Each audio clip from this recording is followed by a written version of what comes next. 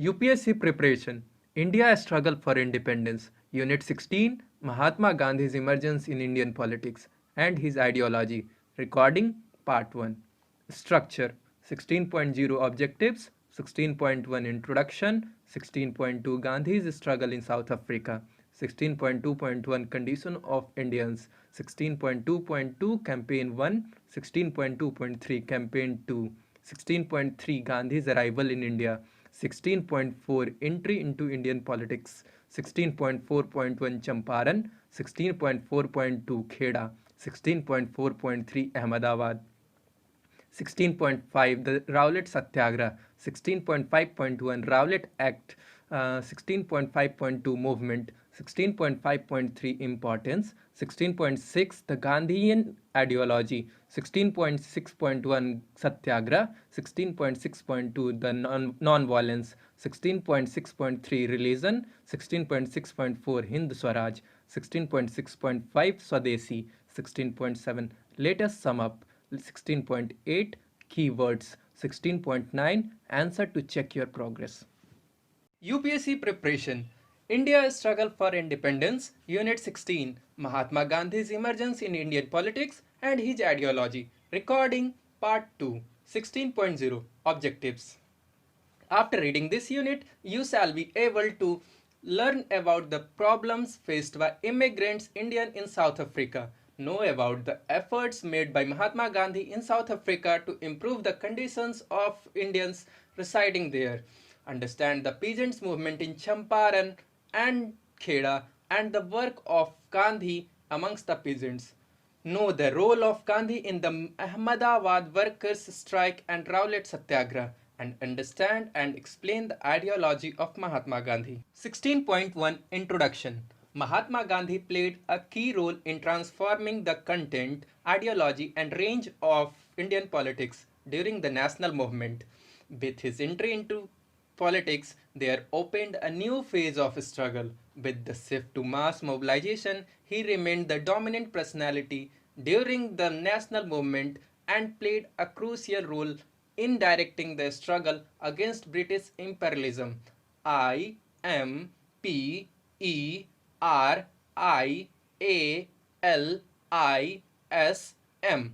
This unit takes into account his struggle in South Africa and political activities in India till 1920. 1920. This is a period which could be described as the formative stage of Gandhi, a stage in which he tried to understand Indian economic, social, and political reality. It was during this period that he applied new forms of struggle. We also discuss in this unit his ideology and how he applied that in political actions. 16.2 Gandhi's struggle in South Africa. Mohandas Karamchand Gandhi, who came to be popularly known as the Mahatma, was born in a well-to-do Hindu traditional family of Porbandar in Kathiawar, Gujarat on October 2, 1869. 1869. Gandhi went to England for his studies in 1881. 1881. Offered the London matriculation and qualified for the bar. This young barrister returned to India in 1891, 1891 and began practicing in the Bombay High Court. Not being a success as a lawyer, he shifted to Rajkot where petition writing brought him a monthly income of about rupees 300. 300. In 1893, 1893, Gandhi sailed to Durban in connection with a legal case of Dada Abdullah and Company, an Indian firm doing trade in South Africa. Gandhi had contracted to work there for a year only, but he stayed there up to 1914 with two breaks in between. During his stay in South Africa, Gandhi fought against racial discrimination. DISCRIMINATION TION, which denied to the Indian community human rights necessary for leading a civilized life. 16.2.1 Condition of Indians. About 2 lakh Indians lived in South Africa at a time when Gandhi had to fight for their cause. Most of Indian population there comprised indentured INDENTURED freed laborers and a few merchants with their clerks and assistants. The indentured labor were treated as semi-slaves by the white planter. The rest suffer from various racial disabilities with regard to right of citizenship, trade, and ownership of property. They were also subjected to all kinds of indignities in their daily life. Every Indian, without any distinction, was contemplatively CONTEMPTUOUSLY, a coolie, which meant a laborer. The Indians were not allowed to walk on footpaths or to be out at night without a permit. They were prohibited to travel in first and second class railway compartments and were forced at times to travel on the footboards of trains. They were not permitted to enter hotels exclusively reserved for Europeans. In Transvaal, TRANSVAAL,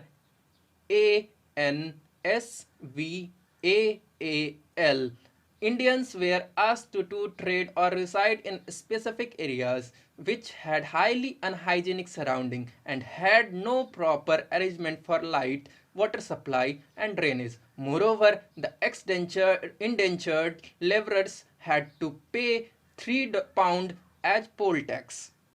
UPSC preparation, India struggle for independence. In Unit 16, Mahatma Gandhi's emergence in Indian politics and his ideology. Recording Part 3. 16.2.2 Campaign 1. Gandhi himself experienced this racial discrimination immediately after reaching South Africa. In the court at Durban, Gandhi was asked by the European magistrate MAGISTRATE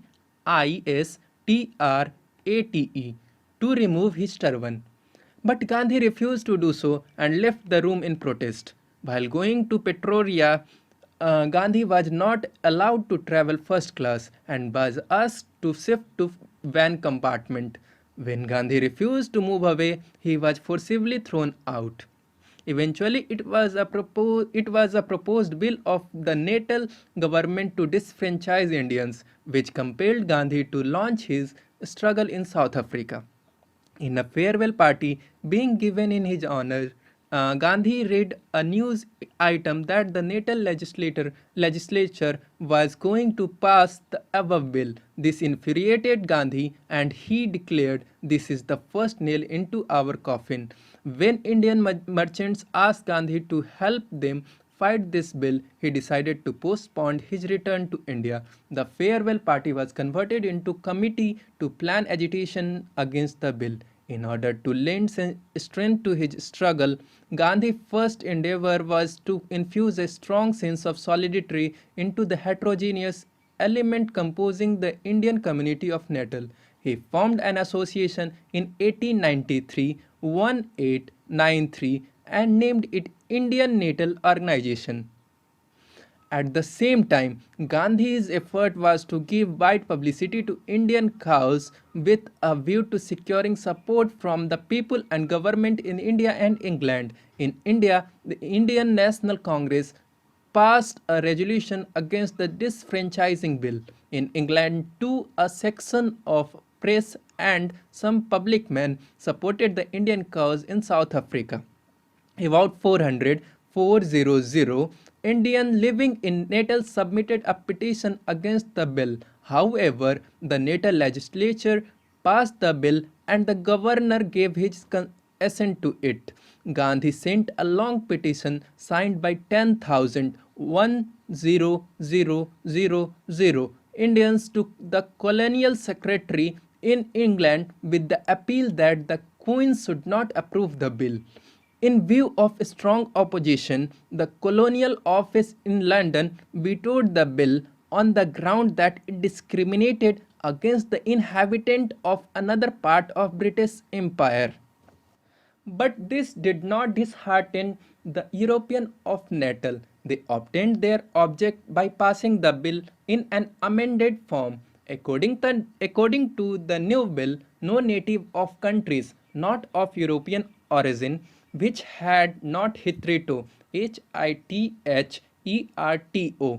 poses elective institution founded on parliamentary franchise were to be placed on voters list unless they obtained exception from Governor General. The amended bill was finally approved. Gandhi continued his struggle against the racial discrimination by writing and producing articles and pamphlets in order to mobilize public support. This enraged many Europeans in South Africa. In 1896, 1896, when Gandhi returned to Natal with his family, a mob of 4,000 Europeans assembled at the port to oppose him. Later on, some Europeans attacked him. Fortunately, he was saved by the wife of a senior police officer. This, however, did not deter Gandhi from carrying on his campaign. In his next visit to India, he attended the Congress session at Calcutta and succeeded in piloting a resolution on the condition of Indians in South Africa. In 1902, he again returned to South Africa and now stayed there continuously for 12 years, fighting against racial discrimination. A weekly Indian opinion was started in 1903, which became a mouthpiece of Gandhi's struggle. In 1904, Gandhi, with a selected band of his associates, shifted to a place near Durban called Phoenix, Phoenix. Here they lived with utmost simplicity and led community life. The importance of Phoenix was that later all its inhabitants became the main participants in Gandhi's Satyagraha. Gandhi had once told the British High Commissioner in South Africa, what we Indians want is not political power, but we wish to live side by side with other British subjects in peace and amity, and with dignity and self-respect. The Transvaal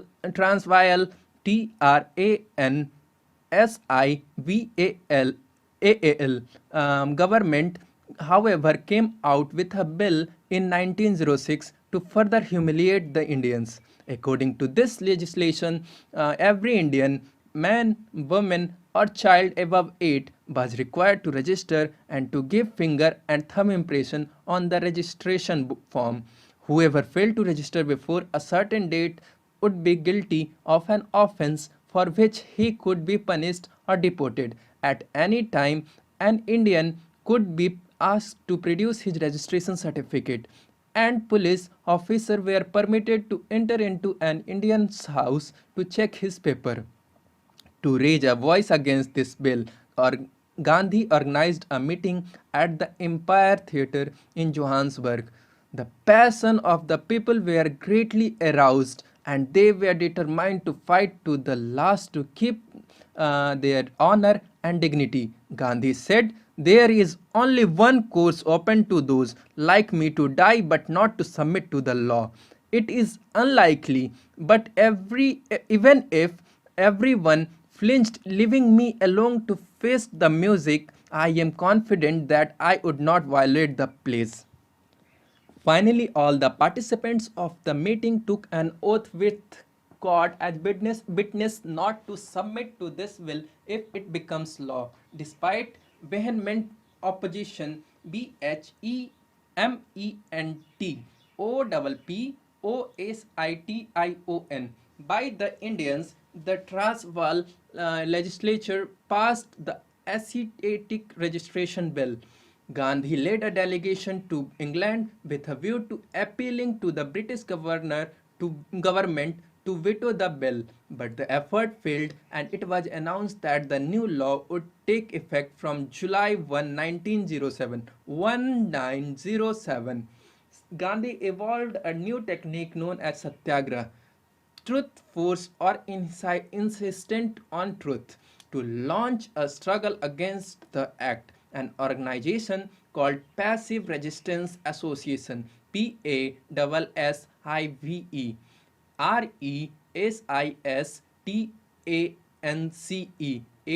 ASSOCIATION, was formed, which asked the Indian people to boycott the permit offices. Despite all efforts of the Transvaal government to exhort Indians to get themselves registered, only 519 had taken registration forms by November 30, 1907. Gandhi was sentenced to an imprisonment of 2 months for violating the registration law. Gandhi agreed to meet General Smuts, SMUTS, when a meeting was arranged by his friend Albert Cartwright. At the meeting, General Smuts, Secretary for Colonies, assured Gandhi that the registration law would be repealed if Indians registered voluntarily. Gandhi accepted the proposal and convened a meeting of Indians to discuss this informal agreement. Gandhi was criticized by many Indians for accepting this agreement, for they did not expect any justice from General Smuts. Several Indians even accused Gandhi of accepting a monetary gain from General Smuts. The next day, when Gandhi was going to registration office for voluntary registration, a Pathan attacked him for his alleged betrayal. Smuts backed out from his words as he did not repeal the atheistic registration law. Smuts backed out from his words as he did not repeal the Asiatic registration law. The government declined to return the Indians' original applications for voluntary registration. Gandhi restarted his Satyagraha movement. He declared that Indians would burn their registration certificates and humbly take the consequences. A large number of Indians consigned their registration certificate to flames. In the meantime, Transvaal government enacted the immigration law, which aimed at excluding new immigrants from India. Gandhi announced that Satyagraha movement would also be directed against this law. A number of prominent Indians living in the Natal took part in Gandhi's Satyagraha movement and they were arrested. This time, many of Satyagrahis in the jail were forced to undergo hard labor. Gandhi was also treated badly in the Transvaal prison, but the oppressive policy of the Transvaal state failed to weaken Gandhi's resolve and his movement. A small band of Satyagrahis continued to court imprisonment. Their families were given financial support by the Satyagraha Association, which was funded by the Indian National Congress, and many rich people in India like Ratan Tata, Nizam of Hyderabad, etc. Later on, the Satyagrahis shifted to a place named as Tolstoy Farm. Here people led a simple community life and were trained to cultivate all those things which were essential for a true Satyagrahis. Check your progress. This is the exercise to how much you have learned so far. So question number 1. Express in about 10 lines the problems faced by Indians in South Africa. Question number 2. Which of the following statements are right or wrong? Number 1. Gandhi did not personally experience racial discrimination in South Africa. Number 2. The Indian Natal Organization was formed to bring about a sense of solidarity among the Indians. Number 3. About 4,000 Europeans supported Gandhi in Natal. Number 4. Asiatic registration bill was introduced at the instance of Gandhi. UPSC preparation. India struggle for independence. Unit 16. Mahatma Gandhi's emergence in Indian politics and his ideology. Recording part 4. 16.2.3 Campaign 2. In 1913, 1913, another bombshell fell on the Indians when a Supreme Court judgment invalidated at a stroke all the marriages which had not been performed according to Christian rites and registered by the Registrar of Marriages. In other words, all Hindu, Muslim, and Parsi marriages became illegal and their children illegitimate. ILLEGITIMATE.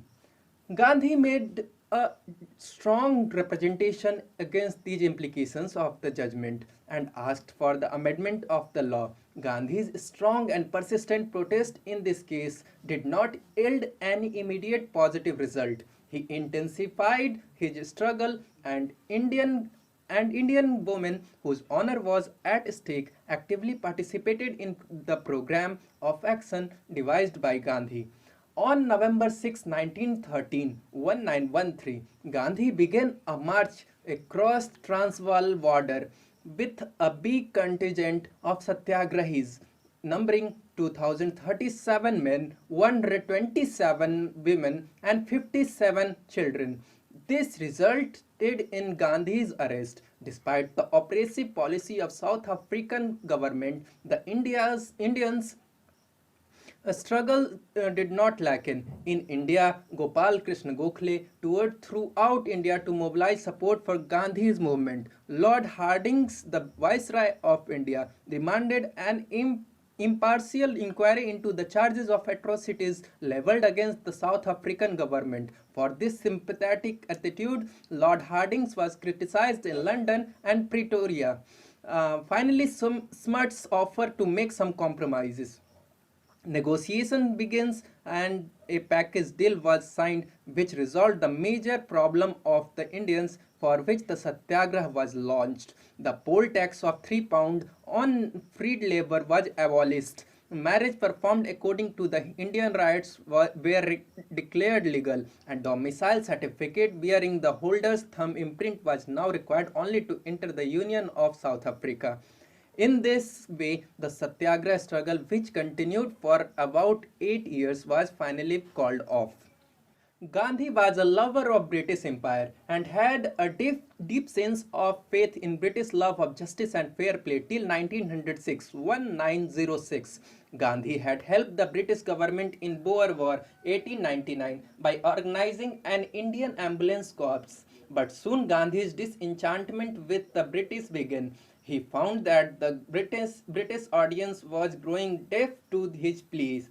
For him, the Satyagraha became the last alternative to redress the grievances of his compatriots. Compatriots.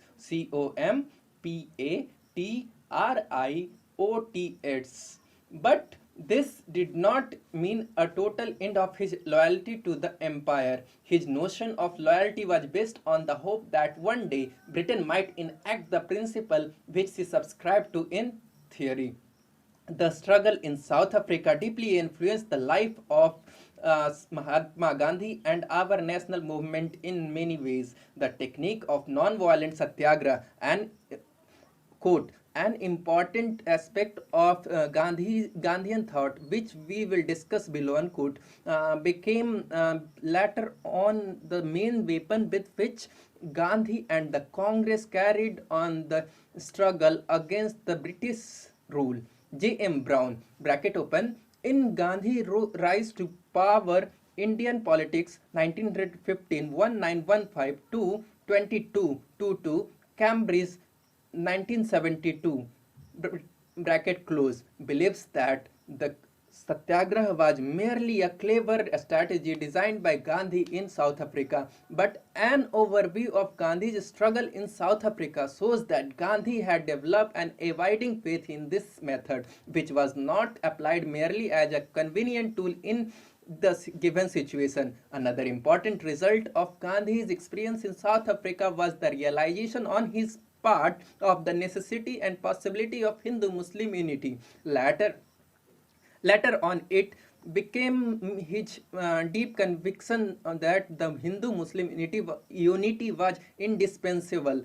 INDISPENSABLE for launching a powerful struggle against British rule. Above all, the struggle in South Africa created a new image of Gandhi, that he was the leader of Indian people and not of any religion or religious community. This worked as a decisive factor in Gandhi's entry into Indian politics. Check your progress too. With this exercise, check for yourself how much you have learned so far. So question number 1. Which of the following statements are right or wrong? Statement 1. The 1913 Supreme Court judgment legalized marriage. Statement 2. Gopal Krishna Gokhale mobilized support in India for Gandhi's movement in South Africa. Statement 3. Gandhi had no faith in British justice. Statement 4. Gandhi offered no satyagrah in South Africa. Question number 2. How did the struggle in South Africa influence our national movement? Answer in about 5 lines. Subheading 16.3. Gandhi's arrival in India. Before returning to India, Gandhi went to England. In the meantime, the First World War broke out. In this situation, Gandhi considered it his duty to help the British government. He decided to organize an ambulance corps of the Indians. However, after some time, due to differences with the British official, Gandhi dissociated himself from it. He received a Kasare-Hind gold medal in the New Year honor list of 1915. Gandhi reached India on January 9, 1915, was given a warm welcome for his partial victory in South Africa. In India, the moderate leader Gokhale was his political guru. He wanted Gandhi to join the servants of India society, but Gandhi could not become its member because some members of the society strongly opposed his entry. Gokhale had extracted a promise from Gandhi that he would not express any opinion or political matter for a year. Keeping his vow, Gandhi spent 1915 and most of 1916 touring India and visiting places as far as Sindh and Rangoon, Banaras and Madras. He also visited Rabindranath Tagore Santi Niketan and the Kumbh fair at Haridwar. All this helped Gandhi in the better understanding of his countrymen and the condition in India. In 1915, Gandhi had set up an ashram at Ahmedabad on the bank of Sabarmati. Here Gandhi lived with his close associates who were being trained in the rigors of moral and emotional life essential for a satyagrahi. At this time, Gandhi took very little interest in political matters, and mostly at meetings he spoke on his experience in South Africa and the ideas he had formulated there. When Annie Besant approached Gandhi to join her in founding a Home Rule League, he refused on the ground that he did not wish to embarrass the British government during the war. In 1915, he attended the congregation but avoided speaking on important issues like self-government. Gandhi welcomed the unity movement of bringing back Tilak and others who were earlier excluded from the Congress. But at the same time, Gandhi made it clear that he did not belong to any group. He attended the reunited session of the Congress but refused to speak on the issue which would have meant aligning himself with a particular group. He spoke strongly on the indentured labor recruitment and a resolution was passed for the abolition of this practice. Subheading 16.4. Entry into Indian politics. Gandhi's entry into Indian politics occurred in the 1917-1917 to 1918 period, where he became involved in three local issues concerning with Champaran indigo farmers, the Ahmedabad textile workers, and the Kheda peasants. In these disputes, Gandhi deployed his technique of satyagraha, and his victories in all these cases ultimately paved the way for his emergence as an all India leader. 16.4.1 Champaran. Champaran in the Tirhut district Champaran in the Tirhut division of North Bihar had been seething with agrarian discontent. AGRARIAN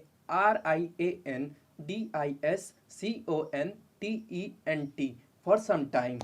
European planters had established indigo farms and factories in Champaran at the beginning of the 19th century. By 1916 to 17, a large part of Champaran was held by three proprietors, the Betia, Ramnagar and Madhubani estate. Betia was the largest estate, consisting of over one and half thousand villages. Most of these villages were not managed by landlords but were leased to thekedars or temporary tenure holders, of whom the most influential group were European indigo planters. The basic issue of the trouble was the system of indirect cultivation, whereby peasants leased land from planters, binding themselves to grow indigo each year on specified land in return for an advance at the beginning of cultivation season. Indigo was cultivated under the system called Tinkathia,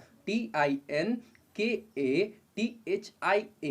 by which a tenant had to cultivate indigo at 3/20th of his holding, which generally constituted the best portion of the land. Although some slight modifications were made in Tinkathia system in 1908, it did not bring any material change in the degrading condition of the tenants. Planters always forced them to sell their crop for a fixed and usually uneconomic price. At this time, the demand of Indian indigo in the world market was declining due to the increasing production of synthetic indigo in Germany. Most planters at Champaran realized that indigo cultivation was no longer a paying proposition. The planters tried to save their own position by forcing the tenant to bear the burden of their losses. They offered to release the tenant from growing indigo,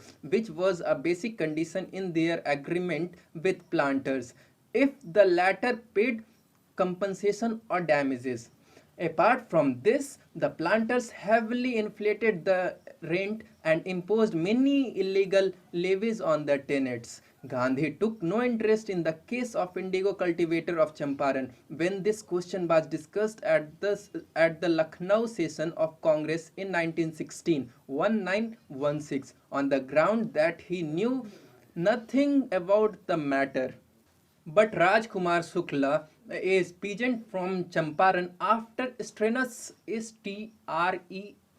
strenuous efforts prevailed upon Gandhi to visit Champaran. Gandhi arrived in Bihar and started making investigations in person. When he reached Motihari, the headquarters of the district of Champaran, he was served with an order to quit Champaran as he was regarded a danger to the public peace. Gandhi decided to disobey the order out of sense of public responsibility. He was immediately arrested and tried in the district court, but the Bihar government ordered the commissioner and district magistrate to abandon proceedings and grant to Gandhi the facilities for investigation. Gandhi was warned not to stir up trouble, but he was free to continue his investigation into the cultivators' grievances. The government appointed Champaran Agrarian Committee with Gandhi as one of its members. The committee unanimously recommended the abolition of Tinkathia system, Tinkathia system, and many illegal extraction under which the tenant groaned GROANED. The enhanced rents were reduced, and as for the illegal recoveries, the committee recommended 25% refund. The major recommendation of the committee were included in the Champaran Agrarian Act of 1917. In this agitation, the chief supporter of Gandhi came from the educated middle class. For instance, Rajendra Prasad, Gorakh Prasad, Kriplani, and some other educated person from the cities worked as his close associates. Local Mahajans, traders, and village Mukhtars, attorneys also helped him, but it was the peasantry which gave him the real massive support. Gandhi approached them in a most simple and unassuming manner. In the countryside, he often walked on foot or traveled in a bullock cart. He came when ordinary people lived and talked about their fight in the language they understood. UPSC preparation, India struggle for independence, Unit 16, Mahatma Gandhi's emergence in Indian politics and his ideology, recording part 5. Jawaharlal Nehru's point of view on emergence of Mahatma Gandhi. World War I ended at last, and the peace, instead of bringing the relief and progress, brought the repressive legislation and martial law in Punjab. A bitter sense of humiliation, and a passionate anger filled our people. All the unending talks of constitutional reform and indigenization of services was a mockery and insult when the manhood of our country was being crushed. An inexorable and continuous process of exploitation was deepening our poverty and shaping our vitality. We had become a derelict nation. Yet what could we do?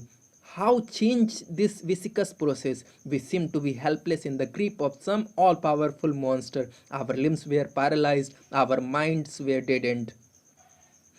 And then Gandhi came. He was like a powerful current of fresh air that made us stretch ourselves and take deep breaths, like a beam of light that pierced the darkness and removed the scale from our eyes, like a whirlwind that upset many things, but most of all, the working of people's mind. He did not descend from the top. He seemed to emerge from the millions of Indians, speaking their language and incessantly drawing attention to them and their appealing condition. Get off the backs of these peasants and workers, he told us. All you who live by their exploitation, get rid of the system that produces this poverty and misery. Political freedom took new shape then and acquired a new content, much that he said be only partially accepted or sometimes didn't accept at all. But all this was a secondary. The essence of his teaching was fearlessness and truth and action allied to these, always keeping the welfare of the masses in the view. The greatest gift for an individual or a nation, so we had been told in our ancient books, was Abhaya, fearlessness. But not merely bodily courage, but the absence of fear from the mind. But the dominant impulse in India under British rule was fear, persuasive, oppressing, strangling fear. Fear of the army, the police, the widespread secret services, fear of official class, fear of laws meant to suppress and of prison, fear of the landlord agents, fear of the moneylenders, fear of unemployment and starvation, which were always on the threshold. It was against this all pervading fear that Gandhi's quiet and determined voice was raised. Be not afraid. So suddenly, as it were, the black pall of fear was lifted from the people's shoulder, not wholly, of course, but to an amazing degree. As fear is close companion of falsehood, so truth follows fearlessness.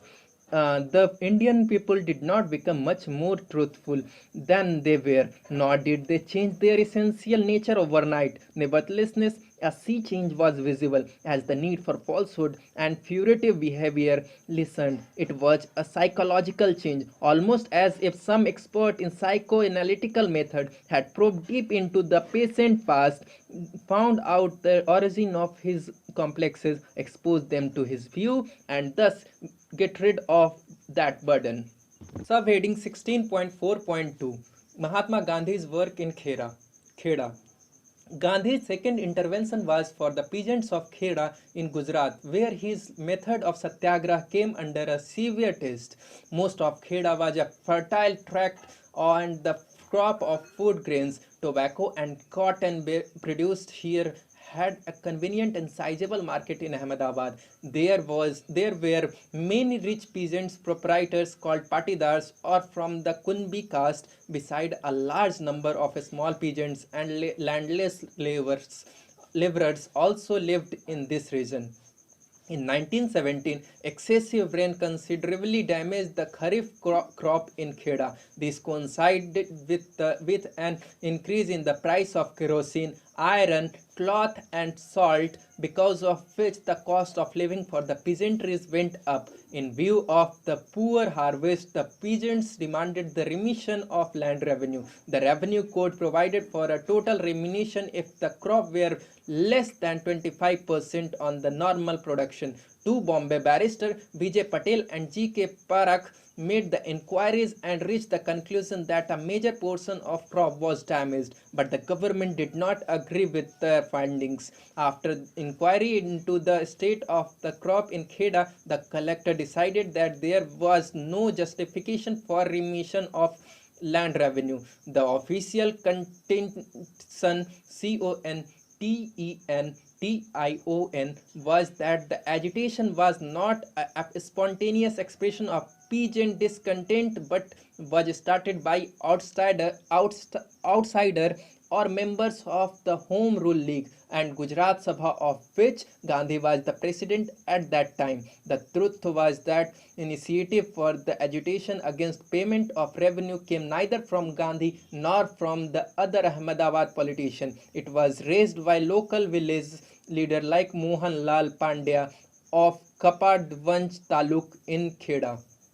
Gandhi maintained that the official had overruled the crop and the cultivators were entitled to a suspension of revenue as a legal right and not as a concession by grace. After a lot of agitation, he decided to launch a satyagraha movement on 22nd to March 1918. He inaugurated the satyagraha at a meeting in Nadiad and urged the peasant not to pay their land revenue. He toured village and gave moral support to peasants in refusing to pay revenue and to expel their fear of the government authority. Gandhi was also assisted in this struggle by Indulal Yajanik, Vallabhbhai Patel, and Ansuya Sarabhai.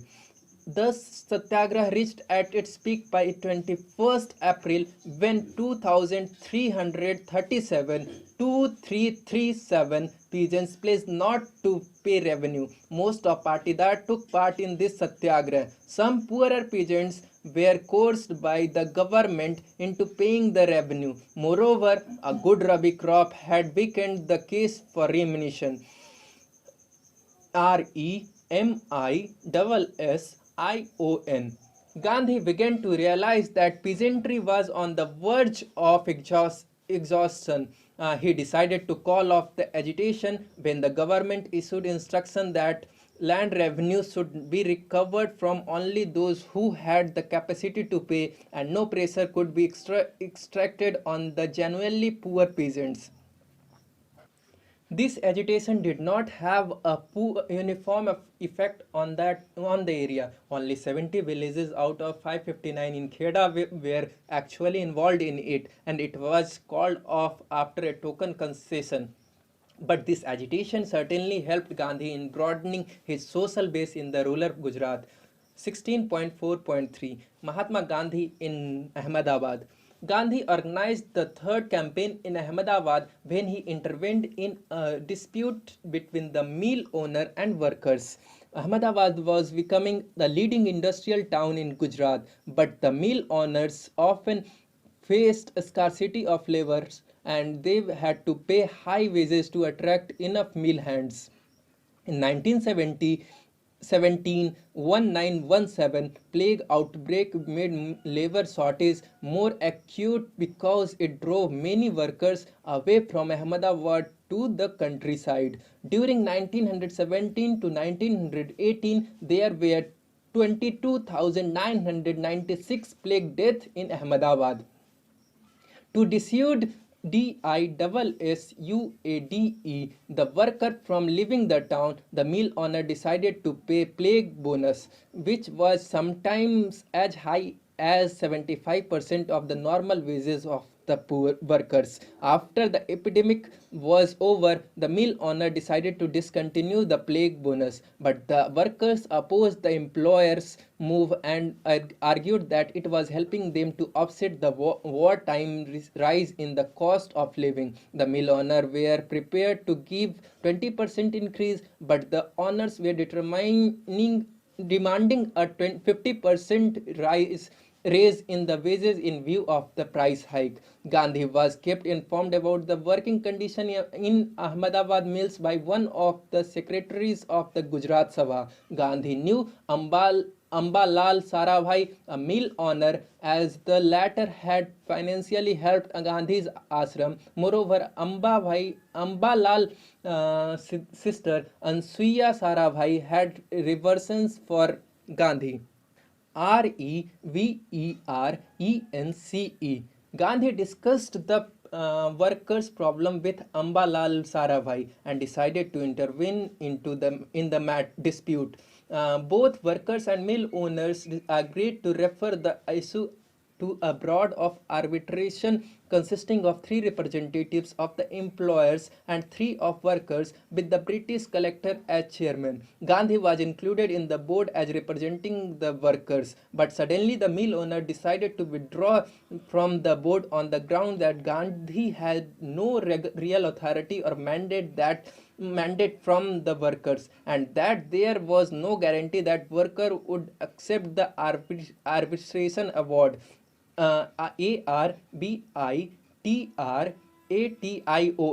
They declared the lockout of the mills from 22nd February 1918, 1918.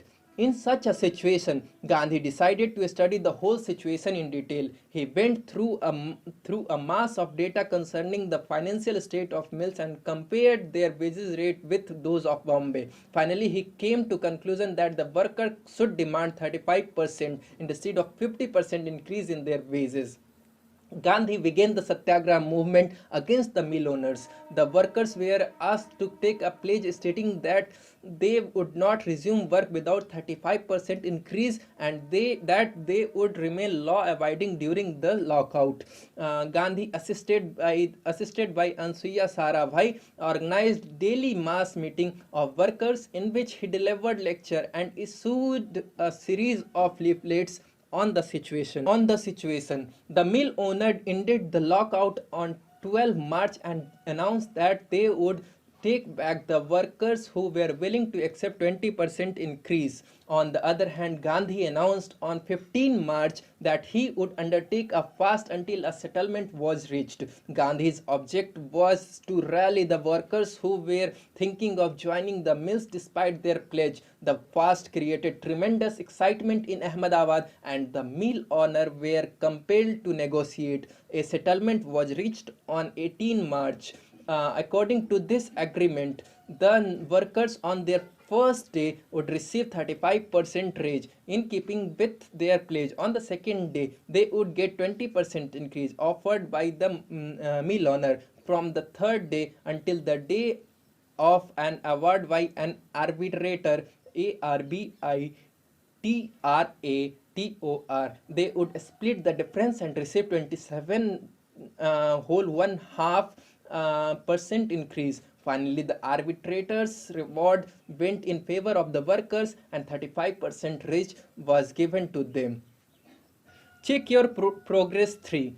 Question number 1. Discuss in about 10 lines Gandhi's attitude towards the peasant movement in Champaran. Question number 2. Discuss in about 5 lines the problem faced by workers in Ahmedabad. Question number 3. Which of the following statements are right or wrong? Gandhi joined the Home Rule League. Statement 2. Gandhi did not take sides with any group in the Congress. Statement 3. Rajkumar Shukla brought Gandhi to Champaran. Statement 4. The peasants of Kheda had no grievances against the government. UPSC preparation. India struggle for independence. Unit 16. Mahatma Gandhi's emergence in Indian politics and his ideology. Recording part 6. Heading 16.5. The Rowlatt Satyagraha. During the year 1917, 1917 and 1918, 1918, Gandhi took little interest in all India issues. He protested against internment INTERNMENT of Annie Besant and also demanded the release of Ali brothers Muhammad Ali and Shaukat Ali, who were actively associated with the Khilafat issue. Unlike other political leaders of the time, he did not take active interest in the reform proposals, but it was the British decision to pass Rowlatt Act which forced him to plunge into national politics in a forceful manner. 16.5.1 Rowlatt Act. In 1917, the Government of India had appointed a committee under the chairmanship of Justice Sidney Rowlatt to investigate revolutionary crime in the country and to recommend legislation for its suppression. After a review of the situation, the Rowlatt Committee proposed a series of changes in the machinery of law to enable the British government to deal effectively with the revolutionary activities. In the light of these recommendations, the Government of India drafted two bills and presented them to the Imperial Legislative Council on 6 February 1919. The government maintained that the bill were temporary measures which aimed at preventing serious crime. SEDITIOUS. The new bill attempted to make wartime restriction permanent. They provided trial of offences by a special court consisting of 3 High Court judges.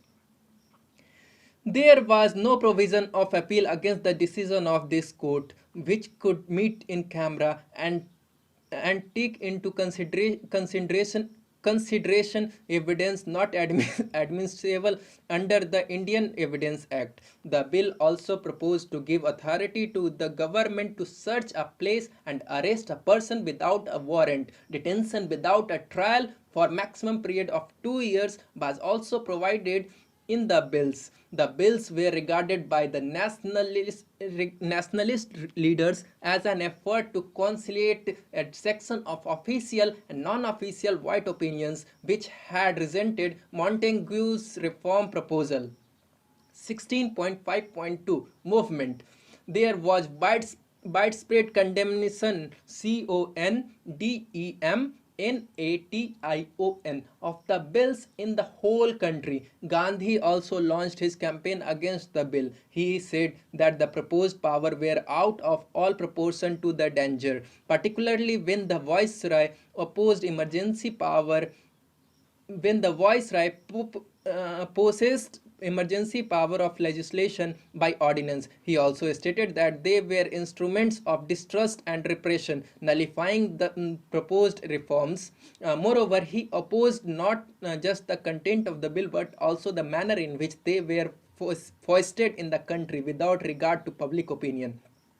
He formed a Satyagraha Sabha on 24th February 1919 in Bombay to protest against the Rowlatt bills. Its members signed a pledge proclaiming their determination to refuse civilly to disobey these laws, so that the Rowlatt bills and such other laws as a committee hitherto appointed may think fit and be members. Further affirm that in this struggle we will faithfully follow truth and refrain from violence to life, person or property, unquote. While launching the Satyagraha agitation only through suffering and not by reform dropping on us from the English, they use brute forces, be soul forces.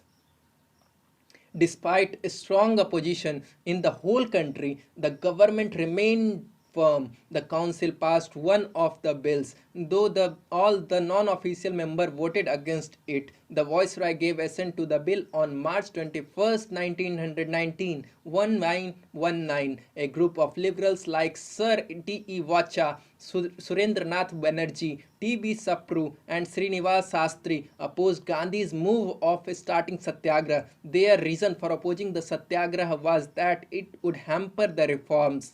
Some of them also felt the ordinary citizen would find it difficult to severely disobey the act. Annie Besant also condemned the satyagraha on the ground that there was nothing in the act to resist severely, and that to break laws at the dictate of other was exceedingly EXCEEDINGLY dangerous. But the younger and radical element of Annie Besant's Home Rule supported Gandhi.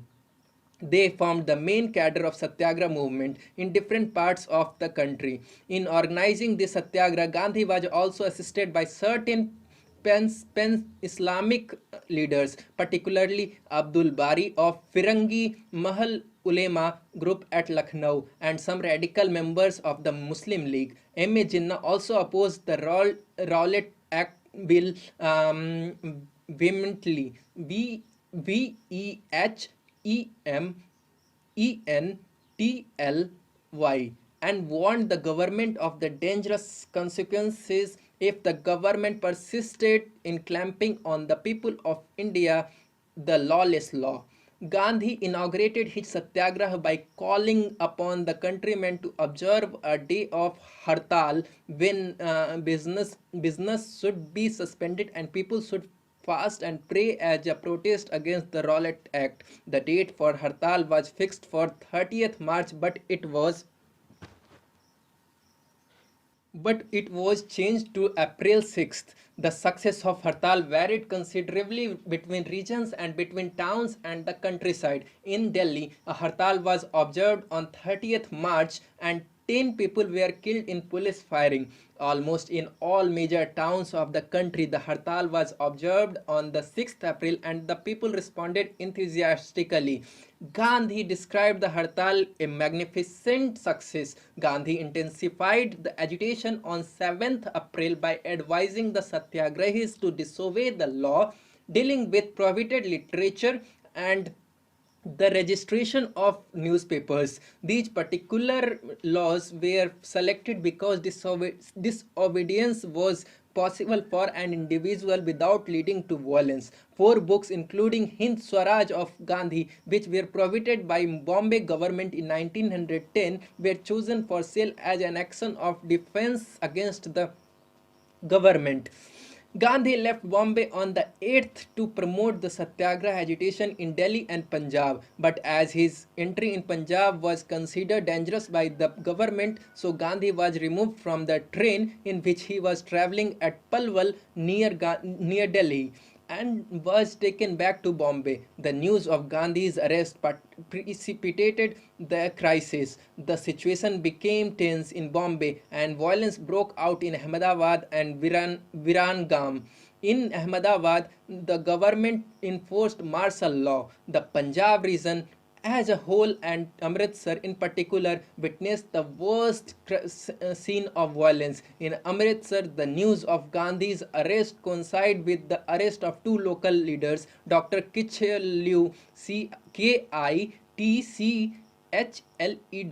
and Dr. Satyapal on 10th April. This led to mob violence and government buildings were set on fire. 5 Englishmen were murdered and a woman assaulted. The civil authority lost its control of the city. On 13th April, General Dyer ordered his troops to fire on a peaceful, unarmed crowd assembled at Jallianwala Bagh.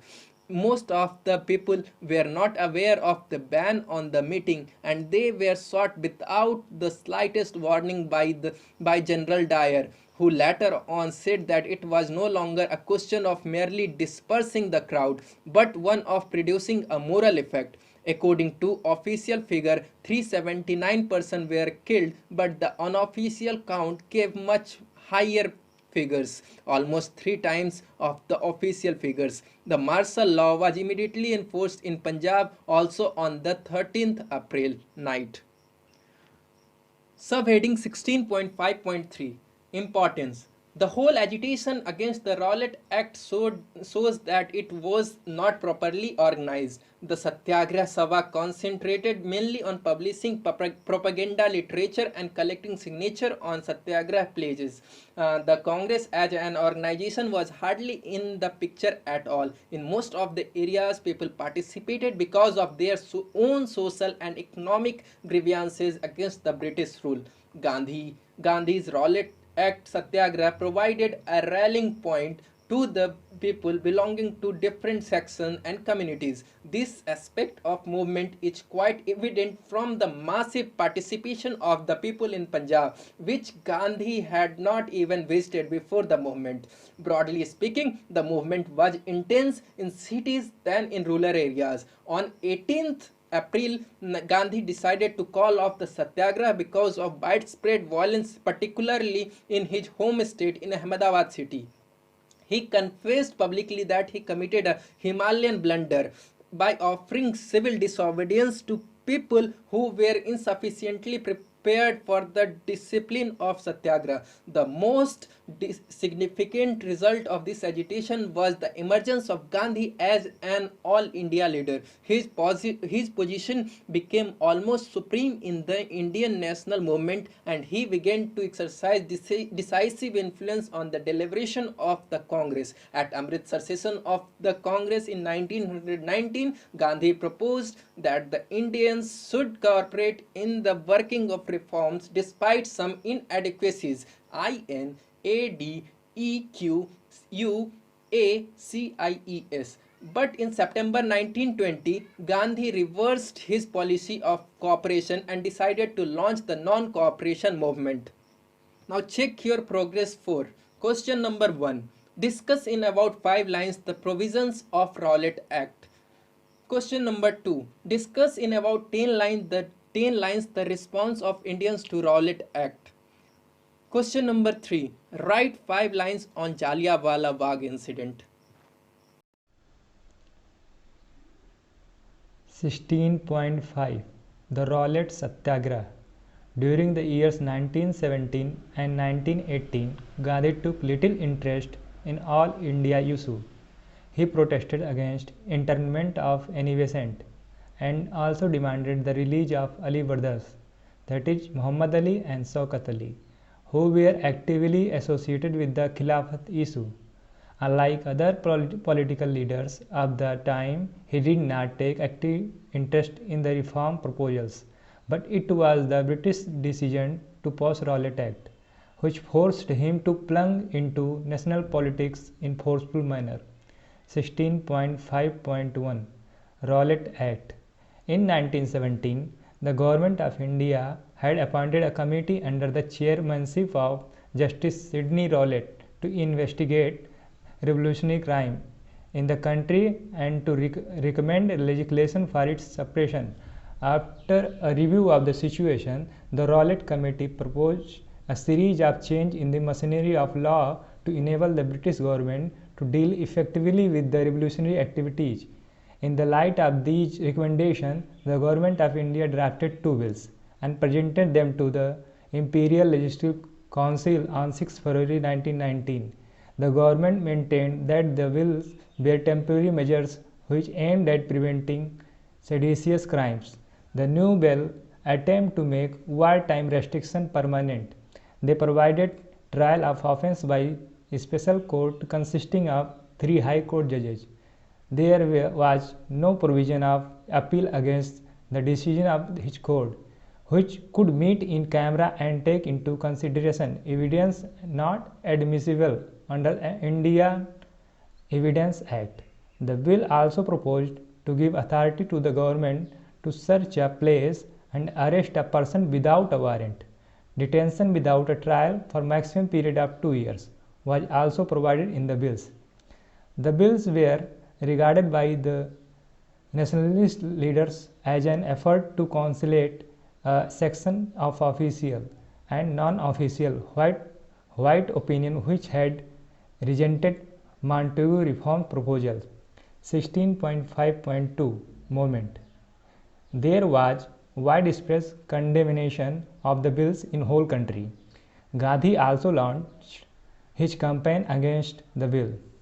He said that the proposed power were out of all proportion to the danger, particularly when the Viceroy proposed emergency power of legislation by ordinance.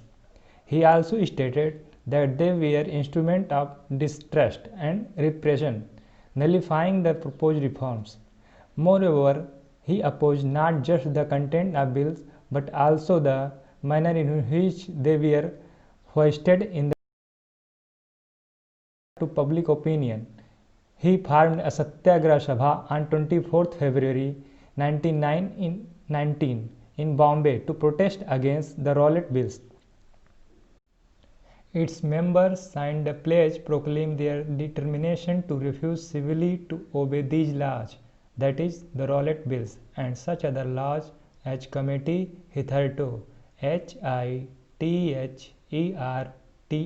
appointed may think fit, and B. The members further affirm that in this struggle we will faithfully follow truth and refrain from violence to life, person or property. While launching the Satyagraha against the Rowlatt Bills, Gandhi said, "It is my firm belief that we shall obtain salvation only through suffering and not by reforms dropping on us from the English. They use brute force, we soul force." Despite strong opposition in the whole country, the government remained firm. The council passed one of the bills, though all the non-official members voted against it. The Viceroy gave assent to the bill on March 1919. A group of liberals like Sir D. E. Vacha, Surendranath Banerjee, T. V. Sapru and Srinivas Sastry opposed Gandhi's move of starting Satyagraha. Their reason for opposing the Satyagraha was that it would hamper the reforms. Some of them also felt that the ordinary citizen would find it difficult to civilly disobey the act. Annie Besant also condemned the Satyagraha on the grounds that there was nothing in the act to resist civilly, and that to break laws at the dictate of others was exceedingly dangerous. But the anger and radical elements of Annie Besant's Home Rule League supported Gandhi. They formed the main cadre of Satyagraha movement in different parts of the country. In organizing this Satyagraha, Gandhi was also assisted by certain pan-Islamic leaders, particularly Abdul Bari of Firangi Mahal Ulema group at Lucknow, and some radical members of Muslim League. M.A. Jinnah also opposed the Rowlatt Bill vehemently and warned the government of the dangerous consequences if the government persisted in clamping on the people of India the lawless law. Gandhi inaugurated his Satyagraha by calling upon the countrymen to observe a day of Hartal, when business should be suspended and people should fast and pray as a protest against the Rowlatt Act. The date for the Hartal was fixed for 30th March, but it was changed to 6th April. The success of Hartal varied considerably between regions and between towns and the countryside. In Delhi, a Hartal was observed on 30th March and 10 people were killed in police firing. Almost in all major towns of the country, the Hartal was observed on 6 April and the people responded enthusiastically, that is enthusiastically. Gandhi described that the Hartal a magnificent success. Gandhi intensified the agitation on 7th April by advising the Satyagrahis to disobey the laws dealing with the prohibited literature and the registration of newspapers. These particular laws were selected because disobedience was possible for an individual without leading to violence. Four books, including Hind Swaraj of Gandhi, which were prohibited by Bombay government in 1910, were chosen for sale as an action of defiance against the government. Gandhi left Bombay on 8th to promote the Satyagraha agitation in Delhi and Punjab. But as his entry in Punjab was considered dangerous by the government, so Gandhi was removed from the train in which he was travelling at Palwal near Delhi and was taken back to Bombay. The news of Gandhi arrest precipitated the crisis. The situation became tense in Bombay and the violence broke out in Ahmedabad and Viranganam, that is Virangam. In Ahmedabad, the government enforced martial law. The Punjab region as a whole and Amritsar in particular witnessed the worst scene of violence. In Amritsar, the news of Gandhi's arrest coincided with the arrest of two local leaders, that is Dr. Kichlu and Dr. Satyapal, on 10th April. This led to mob violence and government buildings were set on fire. 5 Englishmen were murdered and women assaulted. The civil authority lost in control of the city. On 30th April, General Dyer ordered his troops to fire on the peaceful unarmed crowd assembled at Jallianwala Bagh.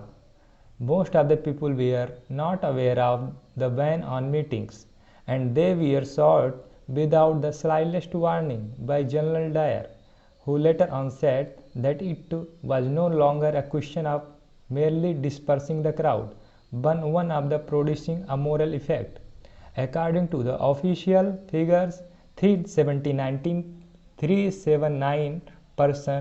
379 persons were killed, but the unofficial accounts gave much higher figures, almost 3 times the official figures.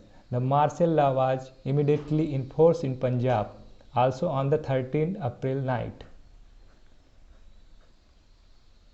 16.5.3 Importance. The whole agitation was against the Rowlatt Act shows that it was not properly organized. The Satyagraha Sabha concentrated mainly on publishing propaganda, literature and collecting signatures on Satyagraha pledge.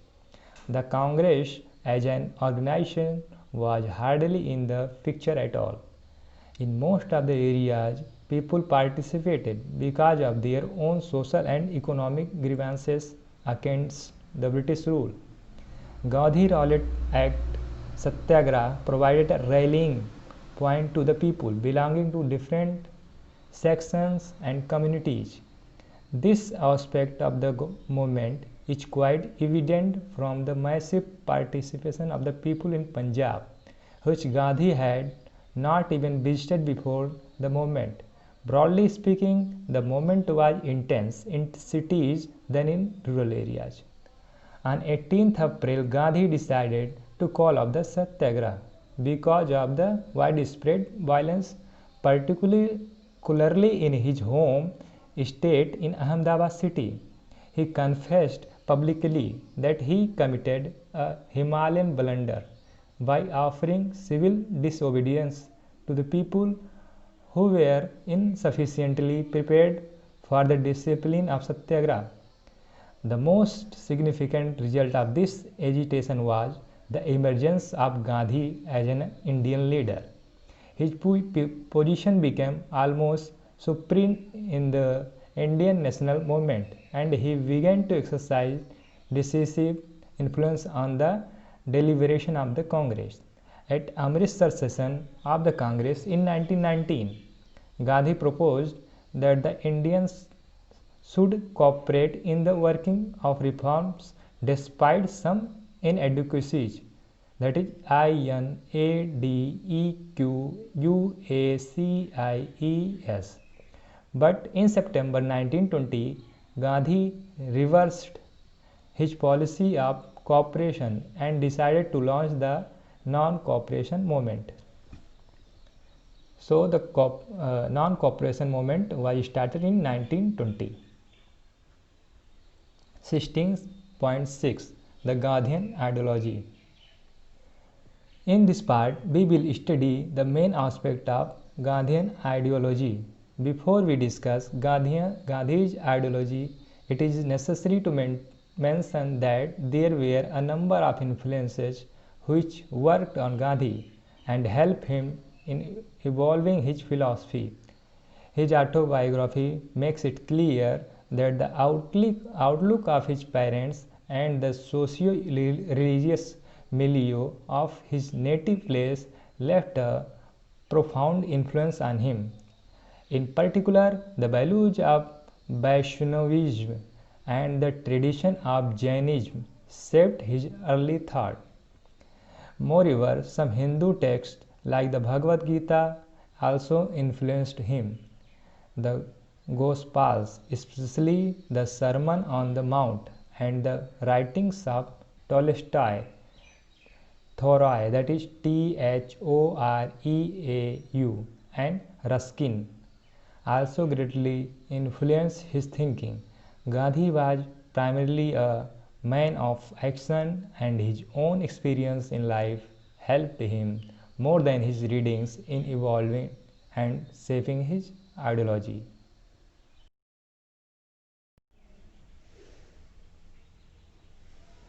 (16.6.1) Satyagraha. The chief aspect of Gandhi's ideology was Satyagraha, that is, true force. As mentioned earlier, it was evolved by Gandhi in South Africa, but after it had been fully developed, it became a dominant element in India's struggle for freedom from 1919 onwards. For Gandhi, the Satyagraha was to be used so that by self-suffering and not by violence, the enemy could be converted to one's own view. P. Sitaramaiah aptly explains Satyagraha as follows. It involves self-chosen suffering and humiliation for the resistors. If it is effective, it is so by working on the conscience of those against whom it is being used, sapping their confidence in the exclusive rightness of their cause, making their physical strength important, and weakening their resolution by insinuating a sense of guilt for the suffering they have part in causing. Gandhi made a distinction between the Satyagraha and passive resistance when he wrote, the latter, passive resistance, has been conceived as a weapon of the weak and dogs, not exclude the use of physical force or violence for the purpose of gaining one's end, whereas the former, that is Satyagraha, has been conceived as a weapon of strongest and excludes the use of violence in any shape. In fact, for Gandhi, the Satyagraha was not merely a political tactic, but part of total philosophy of life and ideology of action. Gandhi believed that the search of truth was goal of human life. Since no one could know this ultimate truth, one should never attack another's integrity or prevent another's search for truth. 16.6.2 Non-violence. Non-violence formed the basis of Satyagraha. Gandhi wrote, when a person claims to be non-violent, he is expected not to be angry with one who has injured him. He will not wish him harm. He will wish him well. He will not swear at him. He will not cause any physical hurt to him. He will put up with all the injury to which he is subjected by the wrongdoer. Thus, non-violence is complete innocence. Complete non-violence is complete absence of ill will against all that lives. Gandhi emphasized that non-violent satyagraha could be practiced by common people for achieving political ends. But sometimes Gandhi took a position which fell short for complete non-violence. His repeated insistence that even violence are preferable to a cowardly surrender to injustice sometimes created a delicate problem of interpretation. In 1918, Gandhi campaigned for military recruitment in hope of winning concession from the British government after the war, which cannot be easily recruited with the doctrine of non-violence. In practice, satyagraha could assume various forms: fasting, non-violent picketing, different types of non-cooperation, and ultimately in politics, civil disobedience in willing anticipation of the legal penalty. Gandhi firmly believed that all these forms of satyagraha were pure means to achieve pure ends. Gandhi's critics sometimes take the view that although the technique of satyagraha, Gandhi succeeded in controlling the mass movement from above.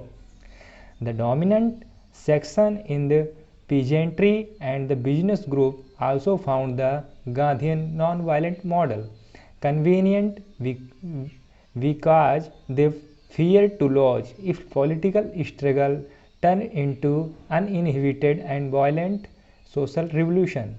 On the whole, the use of satyagraha by the Gandhi and the Congress in the national movement brought different sections and classes of society together against the British rule. 16.6.3 Religion. Another important aspect of Gandhi's ideology was his attitude towards religion. Religion for Gandhi was not a doctrinal formulation of any religious system, but a basic truth underlying all formal religions. Gandhi described religion as the struggle for truth. His conviction was that religion could not be relegated to the realm of private opinion, but must influence and permeate all activities of men. He was convinced that religion provides the fundamental basis for political action in India. This makes easy for us to explain that Gandhi took the Khilafat issue for Muslims and with a view of bringing them in the movement against the British government. Gandhi also used the religious idiom through concepts like Ram Raj to mobilize people in the national movement. However, it cannot be denied that this use of religious idiom prevented Gandhi and the national movement under his leadership from giving effective challenge to a major category of division among the Indian people which can cause a fissure in our national unity in periods of crisis and strain, and tended to push into the background their internal differences and conflicts. 16.6.4 Hind Swaraj. The other important feature of Gandhian thought was the body of ideas which he illustrated in his book Hind Swaraj, that is written in 1909. In this work, Gandhi pointed out that the real enemy was not the British political dominion, but the modern Western civilization which was luring India into a stranglehold. He believed that the Indians educated in Western style, particularly lawyers, doctors, teachers, and industrialists, were undermining Indians' ancient heritage by insidiously spreading modern ways. He criticized railways as they had spread plague and produced famines by encouraging the export of food grains. Here he saw Swaraj or self-rule as a state of life. which could only exist where Indians followed their traditional civilization uncorrupted by modern civilization. Gandhi wrote, Indians' salvation consists in unlearning what she has learned during the past 50 years or so. The railways, telegraphs, hospitals, lawyers, doctors, and such like have to go, and so called upper classes have to learn to live consciously and religiously and deliberately the simple life of peasants. These ideas certainly look up to an obscurantist in the context of early 20th century, but it seems that his ideas reflected adverse effect of modernization under the colonial rule on the artisans and poor peasantry in the countryside. Later on, Gandhi tried to give a concrete shape to his social and economic ideas by taking up the program of Khadi, village reconstruction, and Harijan welfare, which include the removal of untouchability. It is true that these efforts of Gandhi could not completely solve the problem of rural people, but it cannot be denied that these programs of Gandhi succeeded in improving their condition to a certain extent and making the whole country conscious of the new need for its social and economic reconstruction. 16.6.5 Swadeshi. What does Swadeshi mean? Gandhi advocated Swadeshi, which meant the use of things belonging to one's own country, particularly stressing the replacement of foreign machine-made goods with Indian handmade cloth. This was his solution to the poverty of peasants who could spin at home to supplement their income, and his cure for the drain of money to England in payment for imported cloth. It is interesting to find that despite his pronounced opposition to the influence of Western industrial civilization, Gandhi did not take a hostile view towards emerging modern industries in India. As noticed earlier, Gandhi had close relations with industrialists like Ambalal Sarabhai. Another noted industrialist like G.D. Birla was his close associate after 1922. Gandhi believed in the independence of the capital and labor and advocated the concept capitalist being trustees for the workers. In fact, Gandhi never encouraged politicization of the workers on the class line and openly abhorred militant economic struggles. As a matter of fact, all the major elements of Gandhi ideology are based on a distrust of conflict in the nation of class interest. Gandhi always emphasized the broad unity that can and must be achieved on the basis of larger objective among people divided on account of class or any other category. 16.7 Let us sum up. We have seen in this unit how Gandhi launched a struggle against the racist regime in South Africa. With his entry into Indian politics, there started a new era of mass mobilization. It was by taking up regional issue that he emerged as a national leader.